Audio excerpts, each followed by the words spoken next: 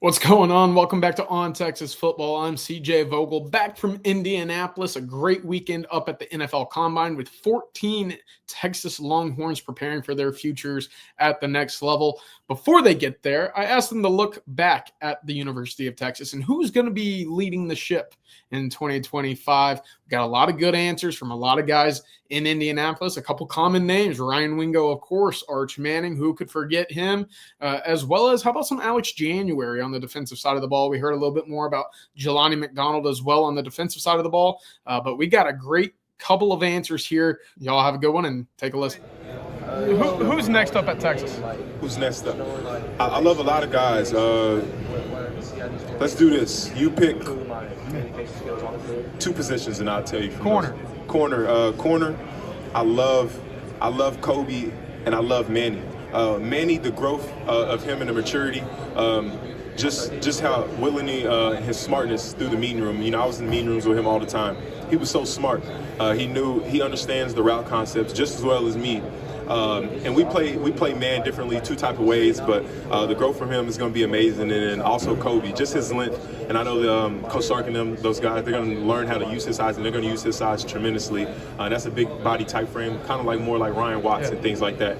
So the more he just grows and engages with the game, it's going to be amazing. And I'm still so proud of Michael Taft. Michael Taft, he helped me and Andrew Makuba get up to this point. We used to train with him every single day, and Michael Taft was a heck of a leader on our defense, heck of a communicator and things like that. And also Jelani McDonald, he's somebody that you can just move around. He's a ball player. Jelani McDonald, he's going to be special, and that's God-gifted talent right there. But once he just kind of just keeps growing and just understanding the game, he's going to be amazing. This next year that you've thrown to or that you've seen in practice that you think that they should be excited to maybe get their first look at? Well, I think you got a little glimpse of it. I think Ryan Wingo is going to be a really good player for the Horns, and I'm excited to see how he continues on his journey, because I saw how good he was as a freshman, and he's only going to continue on to get better as a sophomore, and then a junior. And if he comes out as a junior, great.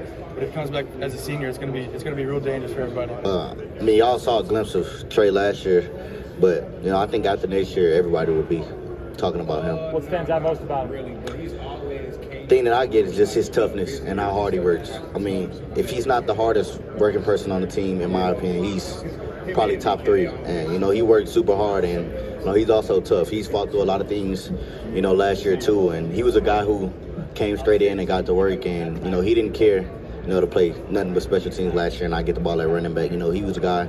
He ended up being a starter on all 4 special teams, and he balled. So, I'm just, happy to see him get that, that role to be the guy next year. What were some of the things that Arch did to kind of stay engaged? Obviously, he was the backup quarterback for the majority of the year. What were some of the things he did behind the scenes that we didn't see? Yeah, just extra studying. He did a lot of things after hours, whether that's in the weight room, in a playbook, or just learning from Quinn. He was a guy who didn't, he learned a lot from Quinn, and Quinn learned a lot from him. So, Arch is a very mature kid. So, I'm very excited to see, what he's going to do this year. Just understanding the game as a whole, not just going out there and trying to dominate a player. Of course, for next year, who are some guys that you're hoping to watch down at Texas? I know DJ's still there, but it's a brand new offensive line other than that. Yeah, really all of them guys. But if I had to pick from the tackle group, I'll say Trevor Gooseby, Brandon Baker, and Andre Kojo. I'll say those are 3 guys that I'm really looking forward to see how much they grow from now until season starts.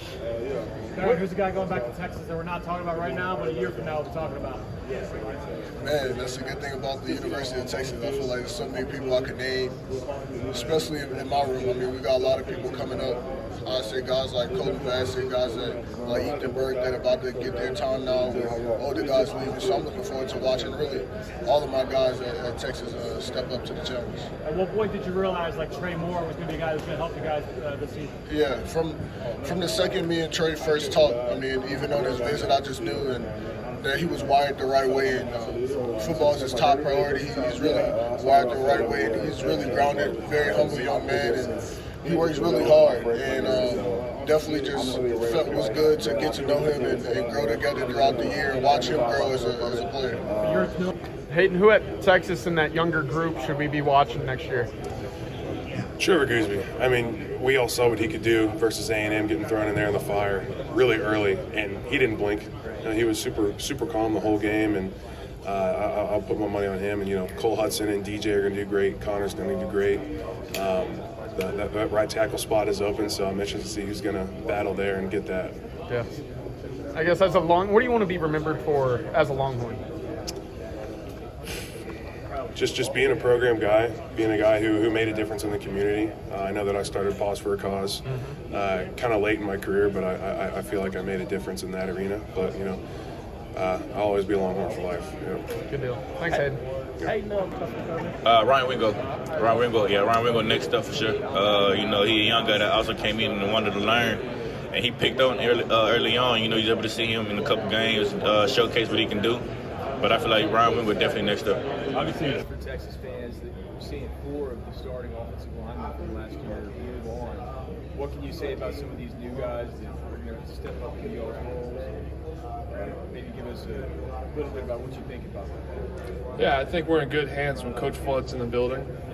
When you have a mentor and a leader like that for the O-line room, I think that you're always going to be set in the right direction. We got guys who have tons of experience like DJ Campbell and Cole Hudson that are going to step up. And then we got guys like Trevor Gooseby who stepped up for us in key games that helped us win a couple games. And then, of course, we got guys like Nato Moslow, Connor Robertson, Brandon Baker, guys that I remember that, showed up to work every day, ready to get better, get 1% better, just trusting the process of UT football.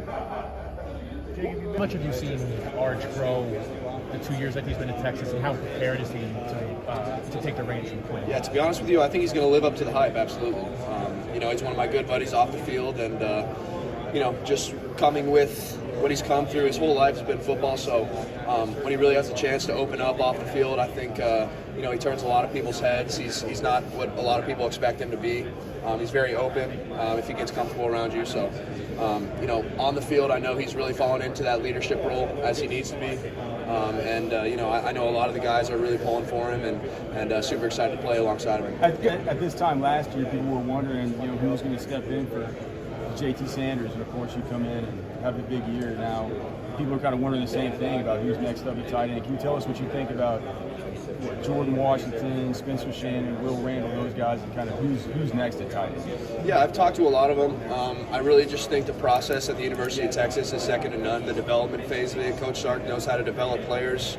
I think I'm a walking example of that. There's other guys that are walking examples of that. Barron Sorrell, Alfred Collins, guys that waited their turn, and then as soon as they were put in the moment, obviously shined. But I think something that Coach Sark does very well is have trust in his players, and then allows his players to have trust in him. He throws us in the fire from a young age. I played all 4 years at the University of Texas. Guys like Barron played all 4 years at the University of Texas. So having that develop phase at the University of Texas, I think that's what's allowing them to have, more numbers of guys going to the combine every year, more guys getting drafted, just more guys getting fully developed and playing to their full potential. Gunnar, when you look at guys, other tight ends in the NFL, you look at a guy like Brock Bowers, what he did his first year. How much do you watch someone like that? What are some things you make you pick up from him moving forward? Yeah, absolutely. I mean, guys like Brock are truly changing the landscape of what a tight end can do. Who are some young guys at Texas that we should keep an eye on for next year? Some young guys at Texas, I think you should keep an eye out for.